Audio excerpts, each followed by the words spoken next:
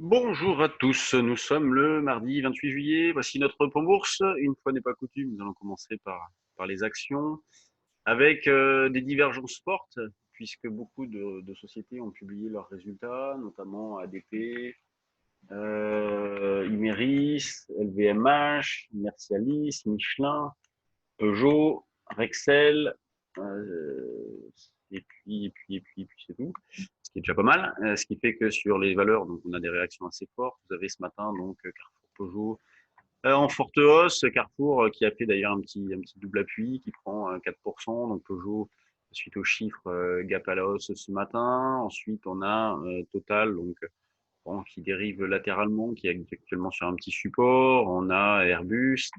En forte baisse, on a LVMH, donc suite aux chiffres, hein, qui perd 4 et quelques pourcents. On arrive sur un petit support, là, sur 382. En dessous, il y a une grosse zone autour de 360, 70. Ce qui fait que sur le fond, eh bien, on a un indice qui est proche de l'équilibre. Vous voyez, vous avez le CAC qui est ici, donc plutôt dans le bas de la liste, alors qu'il y a une majorité de hausse. Mais ce qui explique ce phénomène-là, c'est LVMH. Donc LVMH, plus forte pondération du CAC, 9 et quelques, qui perd 4%. Donc c'est ce qui explique que le CAC soit plutôt dans le bas de la liste quand on classe les valeurs par pourcentage de variation. Donc toujours des divergences fortes, de l'aspect plutôt pas mal, alors donc des réactions aux chiffres, hein, là aussi, notamment Neolife qui prend un 12, donc qui continue hier, GL Events donc qui rebondit bien sur les 10, SES Imagotag, bon on est dessus sur le trade du jour, donc elle prend 7%. Les chiffres ce soir, UDIS, Guillemot, Imeris, on est dessus aussi, donc qui prend un 5%, donc bon on l'avait acheté par ici, donc vers 29,5, 30. C'est plutôt pas mal. Selectis, qui est une belle valeur. Donc, on peut mettre des petites alertes. Moi, je vais voir pour peut-être proposer quelque chose dessus. Carrefour, gros volume. L'isogène, Itelink, l'isogène, ouais, il se passe pas grand-chose. Itelink, Gossin, Safe. Au Plata, Claranova, donc un petit peu de spec sur les mid et small. Alors, ce qui est toujours compliqué, c'est que c'est le manque de relais, donc faut pas hésiter à prendre l'écart.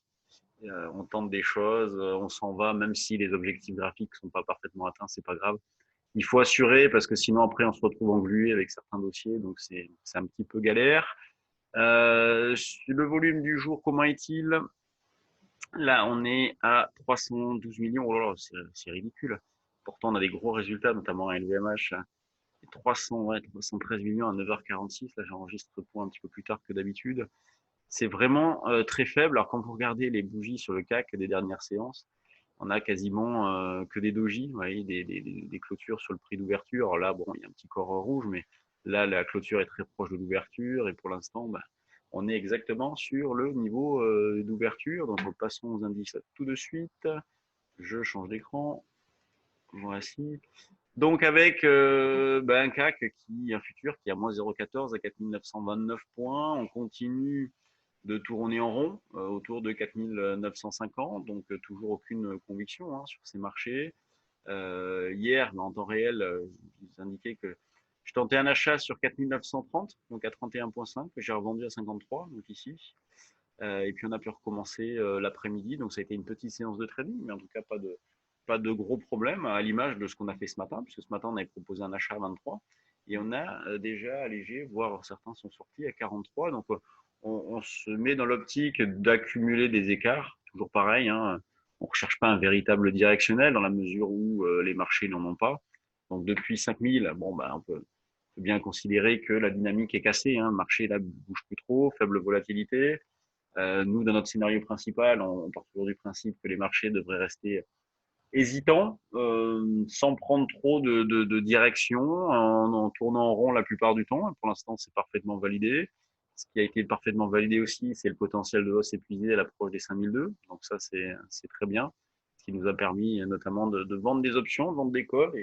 Et donc là, on allège sur le niveau de prêt actuel, on rachète, on déboucle des positions. Donc c'est vrai que sur les options, on est plus en train de gérer des positions existantes plutôt qu'en créer de nouvelles.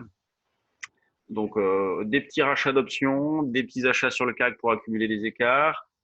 Sur le DAX, bon, bah, l'achat était magnifique. Hein, vous réécouterez l'enregistrement d'hier. On proposait un achat sur 12 008. C'est ce que je vous indiquais. Donc, on était placé sur ce niveau-là le matin.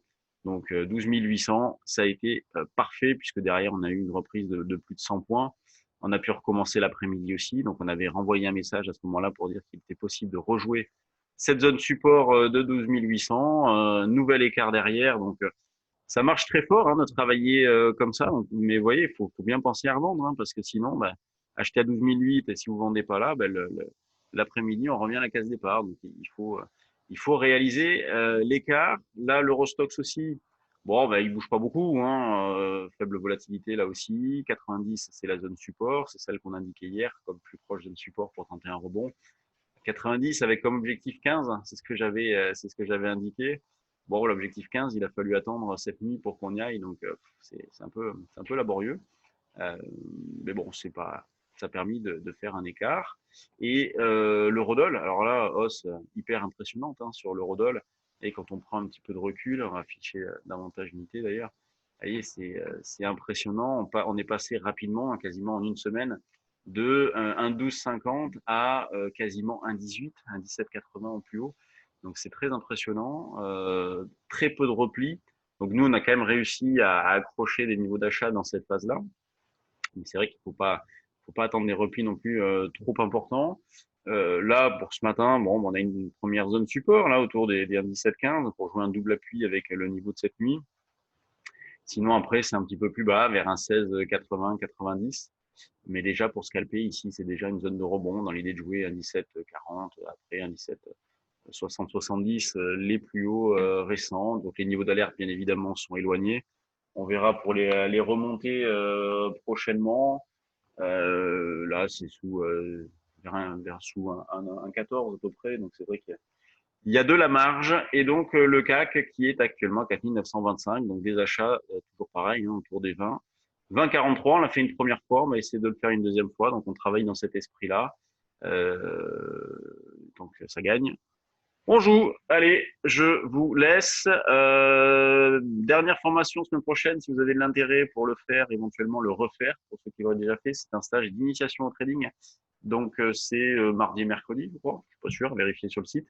Donc, c'est 2 fois 2 heures avec, c'est Eric et moi qui assurerons ce stage-là. Donc, c'est en ligne et on vous apprend le fonctionnement des marchés, les différents produits qui s'échangent, le rôle des différents acteurs, les bases de l'analyse graphique, de l'analyse technique.